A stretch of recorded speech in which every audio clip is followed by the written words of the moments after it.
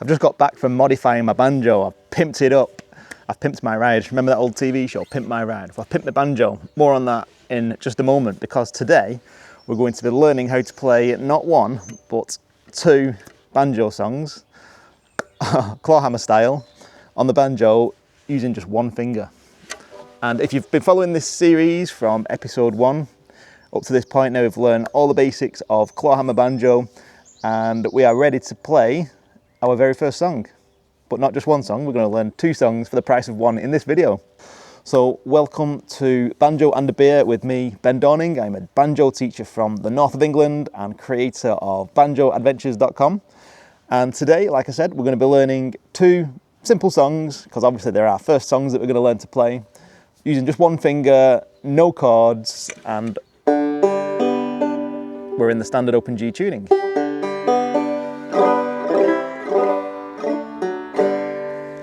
Should be a lot of fun. So obviously grab your banjo, get yourself tuned up. We're gonna have a play along exercise today, so you're not gonna learn anything unless you get involved. So go and grab your banjo, like I said, tune it up to standard open G, come and join me and we'll get cracking with this week's beer of the week. So let's have a look in the Wheel of Fortune today, see what we've got.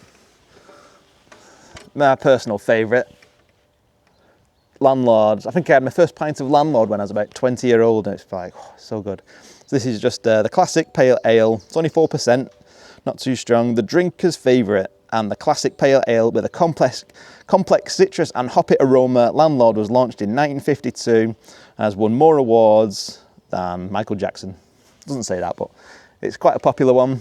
Yeah, so as I was saying, I've pimped my banjo. I've modded it. I've made it the best banjo in the world, because if you are new to this series, what I decided to do, I called it Banjo and a Beer, because I thought, when I teach people, I say to them, what's your ultimate banjo goal? And 99.9% of the people that I teach in Banjo Adventures all say the same thing. So I just want to relax, just be able to play a simple handful of songs from memory in the garden, relaxing with a cup of coffee, a glass of wine, a cold beer, whatever it is.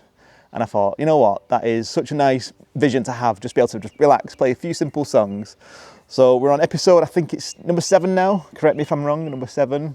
And in episode 1, I had a first beer of the week was Kronenberg, so I went to open it and I was like, bloody hell. I had my camera, I had my microphone, I had everything set up, but I forgot a bottle opener. So I decided to use my banjo to open it, which was fine on day 1, because my banjo was, you know, okay. But 6 episodes in, and the end of the banjo started to get a little bit worn out from all the bottle opening. So this morning, before I come here, I thought, I've got an idea. So I went rummaging through my old toolbox, found a bit of hardware, some screws, and I've put on here now a bottle opener. Got a new bottle opener, I'm going to try it out today for the first time. So this is Landlords. And then once we've opened this, we'll crack on with the lesson. So hopefully we'll get some popping action. See how we get on? Oh, it popped off, but it didn't go flying. But it works, that's the main thing. There's a golf course up there. 4 young lads have just walked past while I'm doing this. I bet they think, bloody hell, a bit early in the morning for that. It's like 11 o'clock in the morning.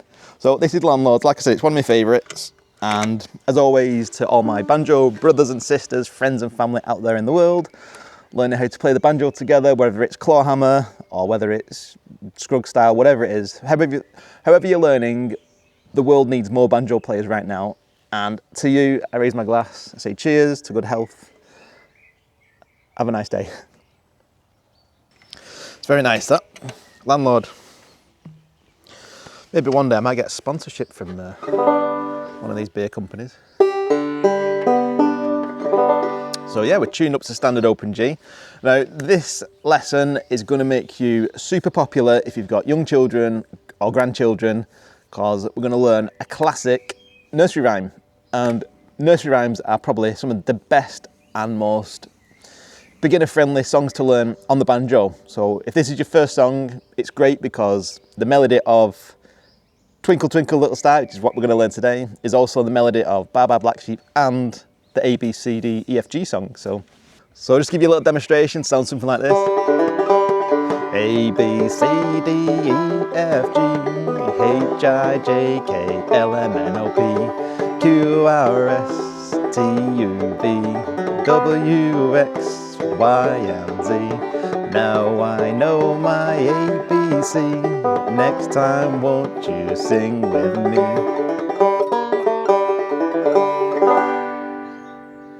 Obviously, I don't expect you to play it like that on day one, but we're going to learn a super beginner-friendly version, nice and easy.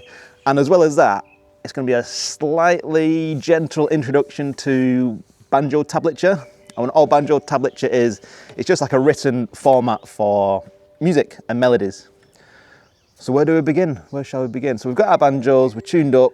I'd probably suggest to have a bit of a warm-up first, just start on strings 1 to 4. And just to do some of that simple one-finger fretting action that we did in the last episode.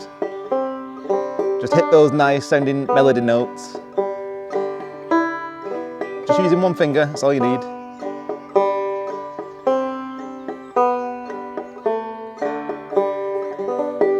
So you can pause the video here, just have a little play around with that, just to get yourself back into the groove.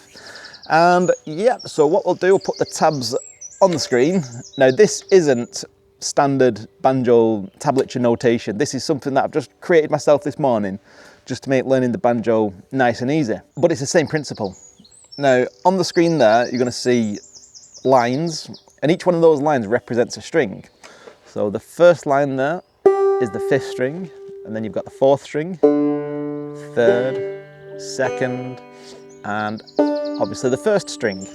Now when we play a melody on the banjo, what I mean by melody is the part of the song that you can pretty much sing just using the word do, like do, do, do, do, do, do, do. How I wonder what you are. The melody normally happens, obviously, on the downwards action, that when we hammer down with the back of our fingernail. And the melody typically happens on just strings 4, 3, 2, and 1. So just those strings. So for that reason, what I'll do to make life just a little bit simpler is we will just fade out the 5th string, because we don't really need to, you know, use that as a melody string. And as well as that, the way tablature works is, if I was to play, for example, the middle string without touching anything with my fretting hand, just a simple bum ditty, because I'm not holding any strings, I'm holding 0 strings, what I'll do, I'll put a 0 on that particular string. I think, if I'm right, it should be down here somewhere. So yeah, down here, you'll notice now that on the middle string, I've got the number 0. And all that means is, when we strike that string, we're not holding any strings, we're holding 0 strings. Okay? So the first part of the song starts on the middle string open, and then we move up to the 1st string, also open, so you'll notice the 0. Now, when we fret a string, obviously the frets are numbered, 1, 2, 3, 4, etc., all the way up the banjo neck. So when we want to fret a string to change the tone of that particular string, we, like I showed you in the last video, we just simply push down on the string, and because I'm pushing down on the 2nd fret, I've put a number 2 there. It's as simple as that. And then we release that back to 0. Okay, so the first 4 bum ditties are going to sound something like this.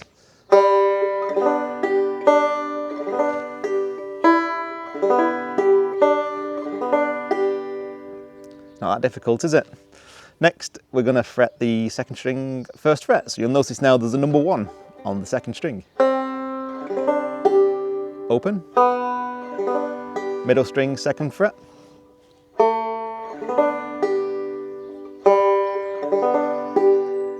So there's 8 notes there, and obviously trying to memorize each of those notes, where your fingers are going to go, what strings you're going to strike on the fretting thing, and then you're doing this hand and you're looking at the screen and you're doing all these 3 different things all at once. It's going to feel like you're trying to split your brain into 3 different sections. And if that is the case, perhaps you've not quite worked your frailing hand enough yet. Because remember, when I said to you, when you're frailing and you're doing that bum ditty action, you don't want to be looking at your frailing hand. So each of these strings that we're going to strike, you should be able to do that now automatically without thinking. And if you can't, that's fine. You know, it's all about practice. You need to put more hours in. But if you feel like you're in a position where you can strike any string on demand without thinking about it, playing songs is going to become more natural and more easy for you. Okay, so that being said, you are allowed to look at your fretting hand, which makes life a bit easier. Because if this becomes automatic, you're not thinking about three things then, you're only thinking about what notes to hit and where my hand is going, because this hand now can think for itself. So if you've been with this series from day one, you'll know that one of the big things that I teach is timing. And obviously we'll set a metronome now. I'm going to set it fairly slowly at 60 beats a minute, and we will play through this song together on loop. So it's just going to go over and over again. And before we start, what is super duper important is if you fumble, if you make a mistake, if you strike the wrong string, if you go out of time, anything like that, any slight issue or error, do not stop, do not give up, do not pause the video, don't rewind, just keep going, just play through. I'm going to play through this 4 times, so if you make any mistakes, be resilient and just keep playing through and try and catch back up with me if you can. And yeah, I think you're ready to go for it. And then I'll introduce you to the second part of the tune. Okay, 1, 2, and 3, 4, and.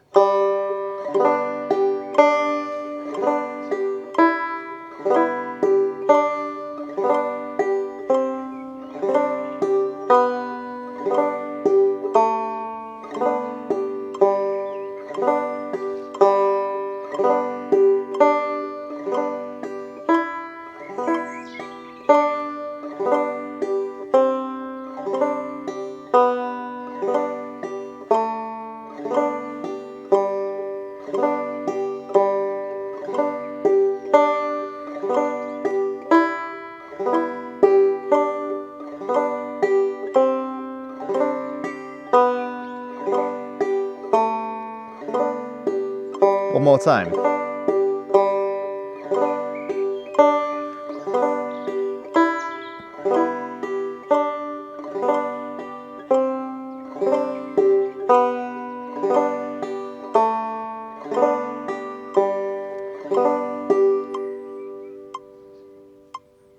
Okay, so that's just one half of the ABC Twinkle Twinkle song. The next half sounds something like this.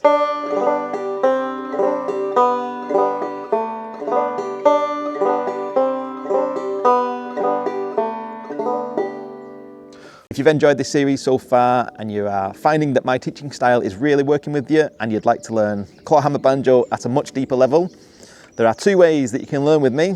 So the first way, and this is one that a lot of people prefer, it is getting yourself a copy of my Clawhammer Banjo for Beginners Learning Journal. And what this is a complete guided course for non-musical adults, and it'll guide you through your first 6 months of learning the banjo. Now, the reason why I've done it in a journal style is because a lot of learning a musical instrument like this isn't always about technique and practice and just trying to push ahead. It's all about reflection as well, looking back at how far you've come, because a lot of people don't do that.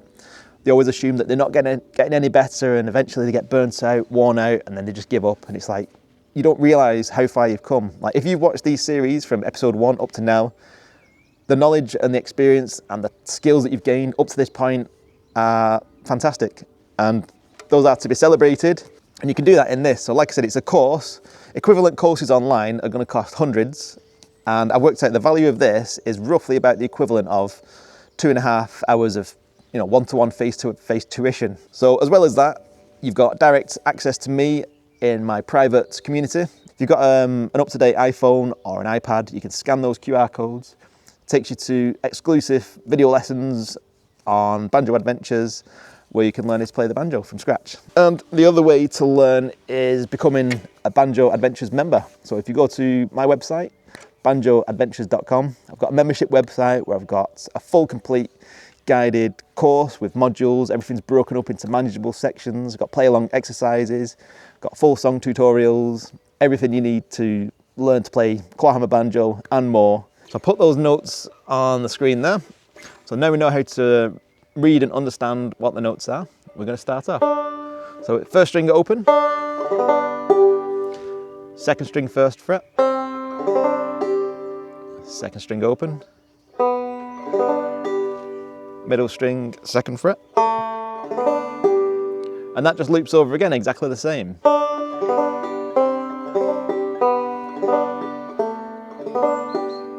Then after you've done that, it just goes back to the first part.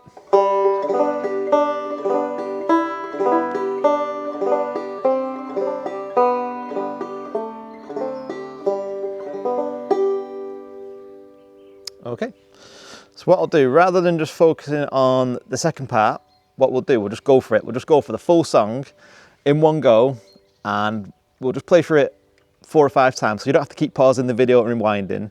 And if you find that YouTube are putting adverts in between these play along exercises, which I know can be quite annoying, what you can do is go to banjoadventures.com, click on Start Here. It's on the main homepage. Click Start Here. Just scroll down to where it says Learn Banjo Now. In there, there's a free mini course that I've built, which is basically this series on my website. You can watch it free from adverts, so you get no interruptions, and you can do these play along exercises, you know, without being interrupted by an advert, basically. Okay, so I think we're ready for it. So I'll count us in. I think for this one, actually, I'm going to speed it up a bit, you know. I'm going to put it to 75 beats. So a bit of a challenge. 1, 2, and 3, 4, and.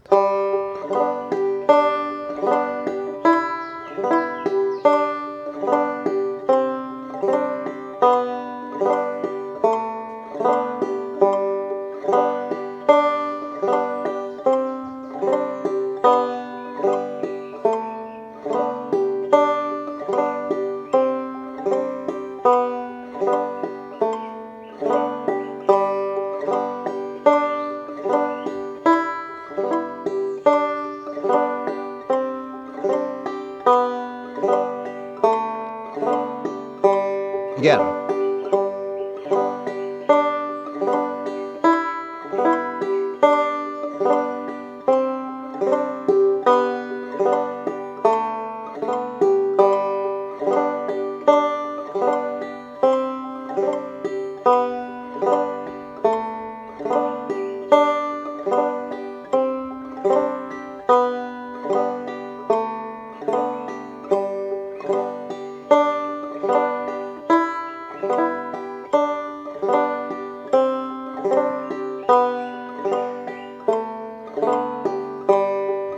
Again.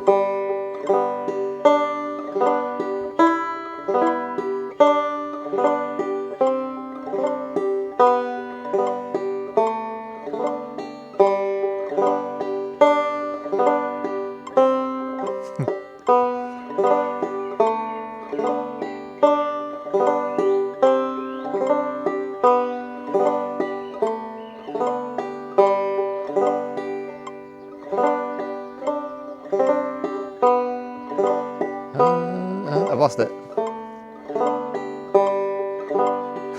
Oh, you're doing better than me.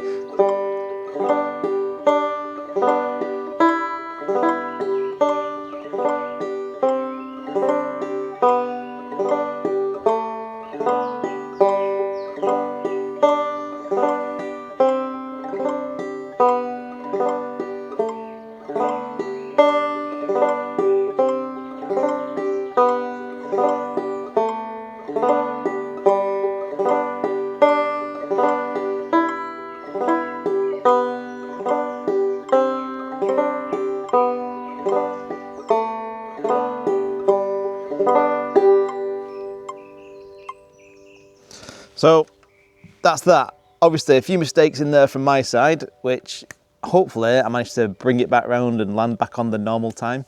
But you know, even at this stage now, like I've been playing for quite a long time and you still make mistakes. But especially with the Clawhammer style, if you're like that was slow, so mistakes become super obvious. Now if you're playing that same song just a bit faster,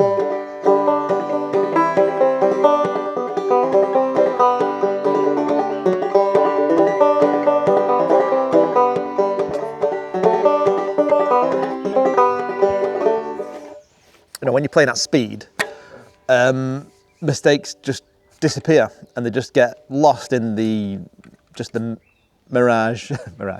They just get lost in the cacophony of Clawhammer banjo noise. So if you make a mistake, obviously you want to be as accurate as possible. If you make a mistake, do not let it throw you off time. You have to keep going, keep that Clawhammer motion going, and yeah, it'll just carry you through. So if you enjoyed that one, obviously give it a like and join me for the next episode. So make sure you give it a subscribe and click the bell icon and check out banjoadventures.com.